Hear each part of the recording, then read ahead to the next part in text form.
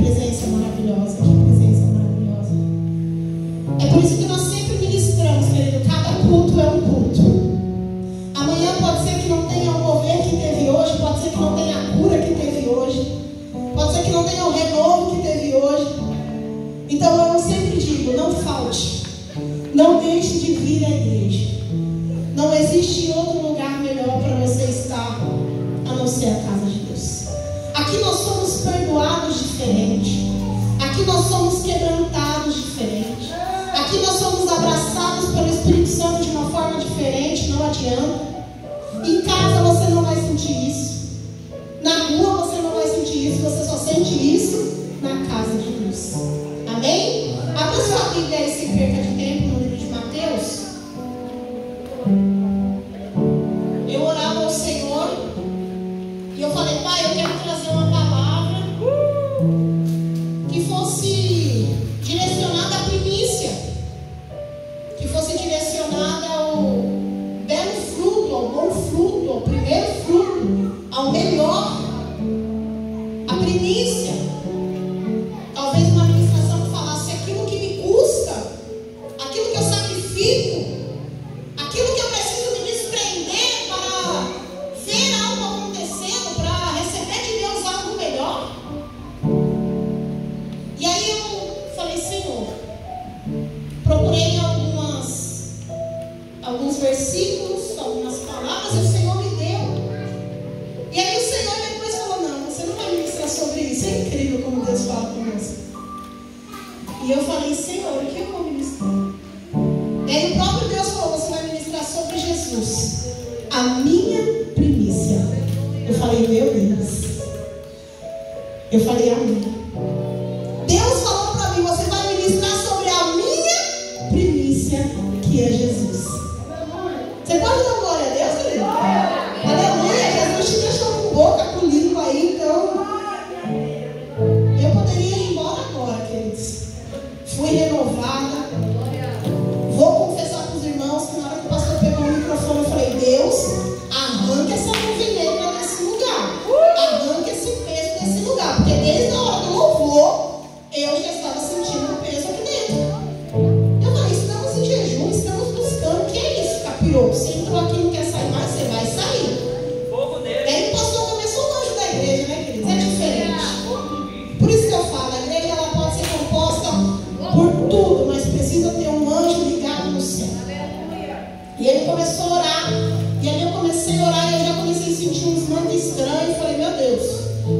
E eu falei: não vou ir abraçar ninguém não. Hoje eu vou ficar aqui de boa no meu canto. Hoje eu quero ser um pouquinho egoísta. Quero só pra mim. Quero só a porção pra mim. Quando eu vi, eu já estava lá no fundo, já tinha caído, já tinha levantado, já estava rodando, já estava pulando. E aí quando eu vi os irmãos também, já estava no manto. Doido por Jesus faz isso. Viu, cara? Você que não está muito acostumado, vem mais vezes que você vai começar a ver aí os irmãos aí, os mantos doidos aí, que é de Deus, amém? Mateus 18, 1, 18, vai dizer assim: o nascimento de Jesus Cristo. Ora, o nascimento de Jesus Cristo foi assim: estando Maria, sua mãe, desposada com José, antes de se ajuntarem, achou-se ter concebido do Espírito Santo. Então José, seu marido, como era justo e a não queria infamar, intentou deixá-la secretamente.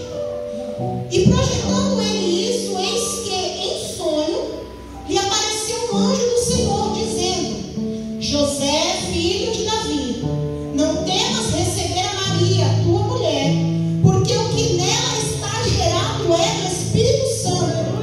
E ela dará à luz um filho, e lhe porás o nome de Jesus, porque ele salvará o seu povo dos seus pecados. Tudo isso aconteceu para que se cumprisse o que foi dito da parte do Senhor pelo profeta, que diz: eis que a virgem conceberá e dará à luz um filho, e ele será chamado pelo nome de Emanuel, que traduzindo é Deus conosco. E José, despertando do sonho, fez como o anjo do Senhor lhe ordenara, e recebeu a sua mulher,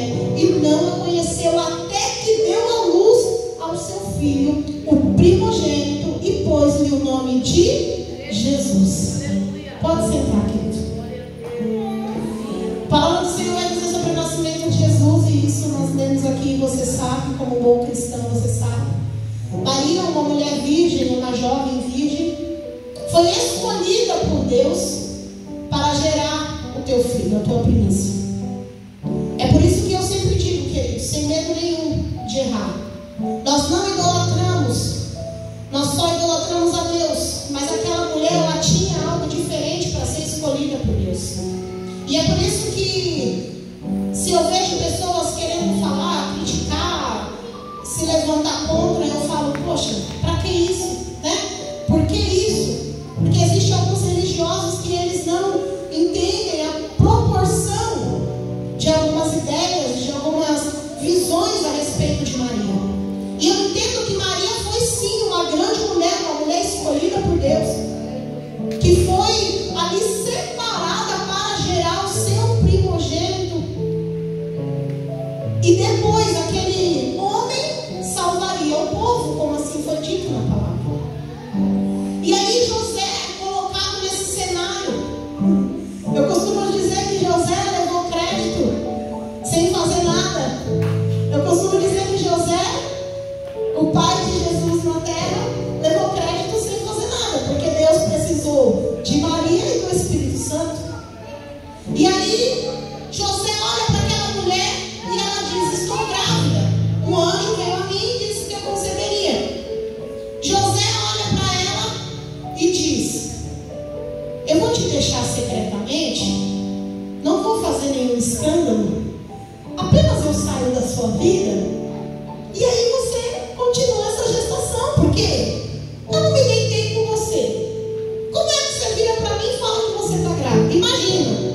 É por isso que nos dias de hoje isso não vai acontecer, né? Isso não acontece mais.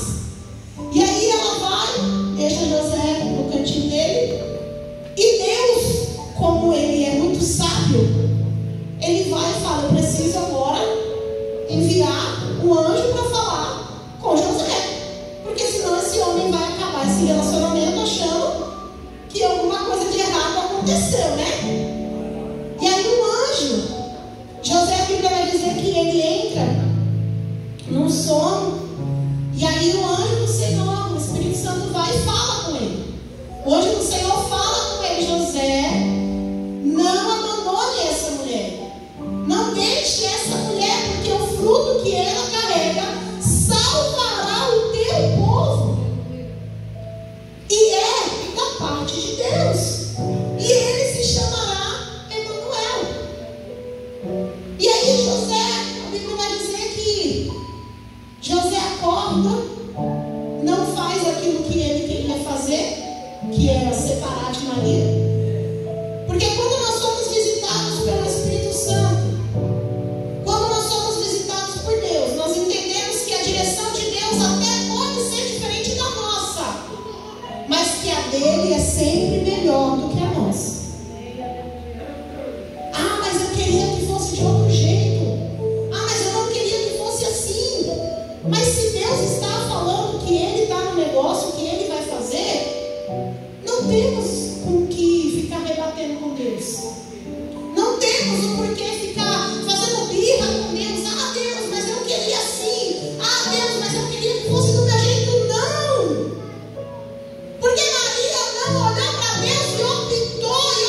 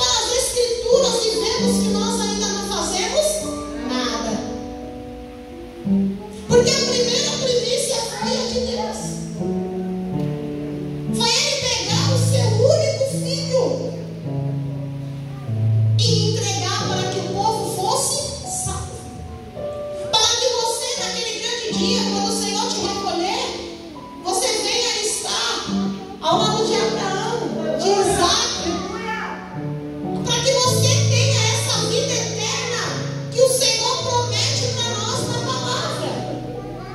Que coisa linda! Eu não sei se você já sonhou com o céu, eu não sei se você já viu o céu, mas isso é muito forte, porque um dia eu falei: Deus, eu quero ver o céu. Há muitos anos atrás, eu falei: Deus, eu queria ver como é o céu. E aí um profeta, eu fui num culto e ele falou assim: você pediu para ver o céu e Deus vai te mostrar. Eu falei: meu Deus, será que eu vou morrer? Não, eu não quero morrer agora, Jesus. E aí eu tive um sonho e eu via o céu, Deus. E o céu é lindo e eu quero ir para lá. E se eu fosse você, eu também queria. Você está lutando para isso. E é como realmente alguns relatos, alguns desenhos, a visão que eu tive. E aí eu pergunto para você, mas para nós termos algo, nós precisamos entregar algo também. A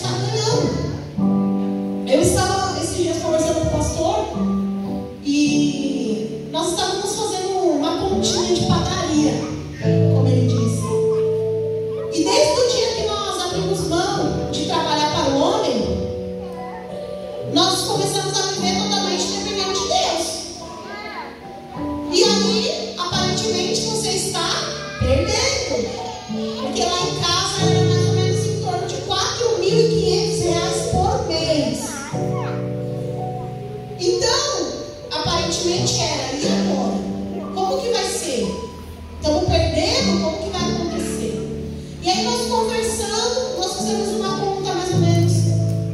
E se nós estivéssemos trabalhando, nós iríamos ter acumulado em torno de R$72 mil. R$72 mil. E aí eu virei para ele e falei assim: aparentemente parece que nós perdemos esse dinheiro. Mas quantas vidas nós não conseguimos se dedicar? Quantas vidas nós não conseguimos falar do amor de Deus? Quantas vezes eu pude ver o meu esposo se dedicando mais pela palavra do Senhor, o alimento para as ovelhas? E isso não tem dinheiro que pague. Isso não tem dinheiro, queridos. Você pode ter certeza que quando você começar a trazer as multidões que o Senhor vai entregar na sua mão, as vidas que você vai começar a trazer para a igreja, que vai se converter, que vai se batizar, que vai ficar firme com o Senhor, você vai ver que dinheiro é passageiro. Que os bens dessa terra é passageiro quando Deus diz que devemos buscar primeiro o reino do céu. Nada se compara. E quando nós fazemos isso, de perder para nós e ganhar para o reino, o Senhor prepara tudo que precisamos.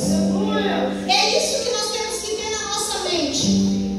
Que quando nós aparentemente estamos perdendo, o Senhor já está preparando todos os nossos sonhos. O Senhor já está preparando todos os nossos projetos. É por isso que quando Deus me deu esse moleque dos sonhos, que se eu fosse você, eu não deixaria de trazer para a igreja. Eu sempre digo, queridos, há uma direção que vem do céu. Há uma direção que Deus nos dá. Então, se Deus nos dá uma direção e nós passamos para vocês, é para vocês fazerem certinho. Não pulem etapas. Não quebrem princípios. Não quebrem direcionamentos. E aí depois você vai falar: poxa, só a irmã subiu lá e contou 10 testemunhos, eu não contei nenhum.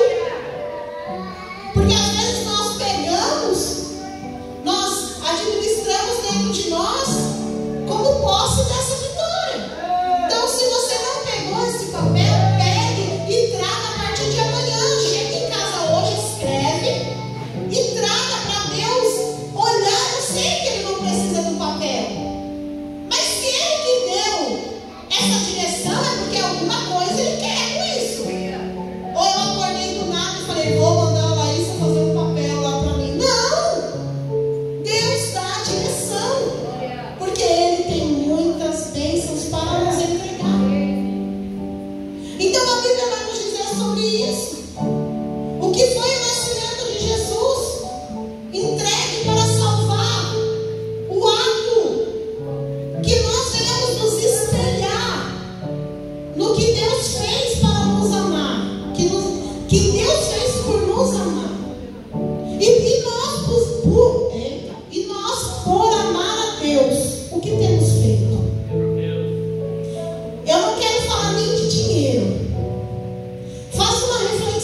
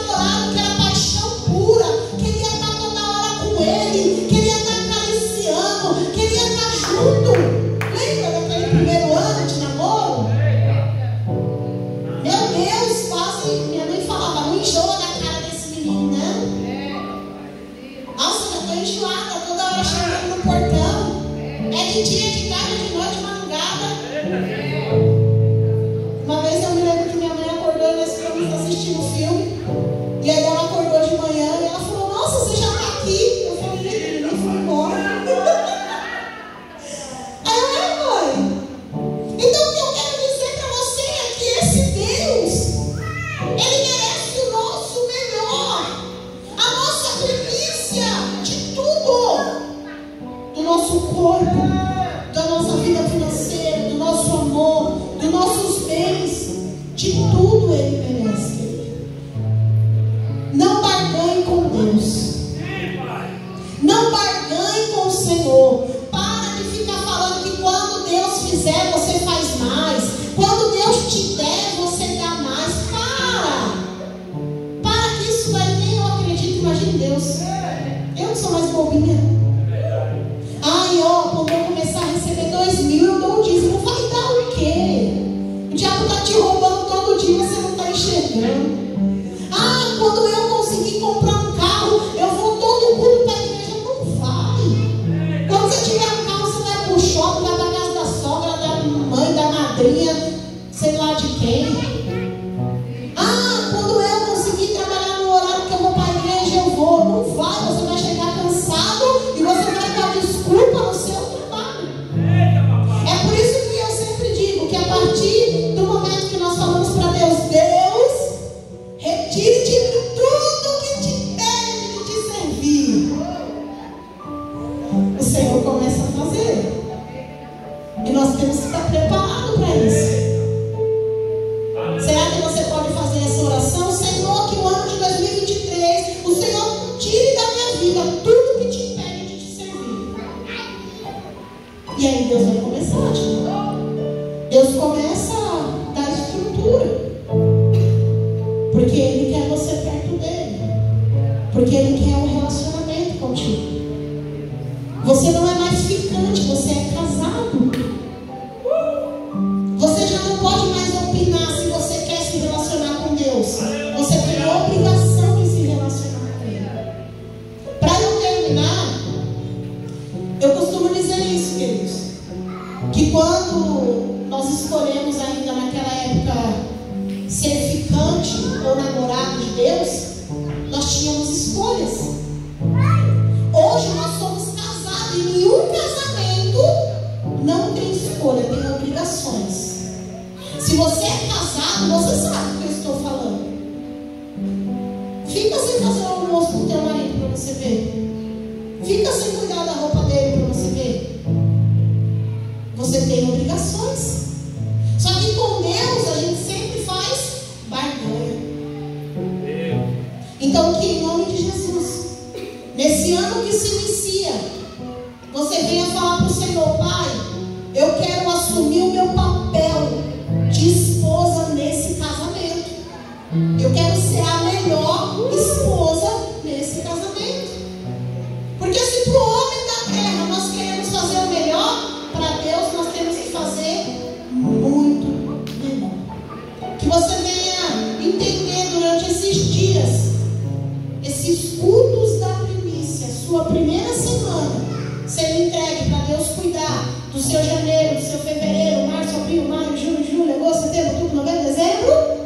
Você venha entender que Deus, Ele quer você por inteiro, e que Ele já fez muito por nós, e que agora Ele quer enxergar em nós essa retribuição de amor e compromisso.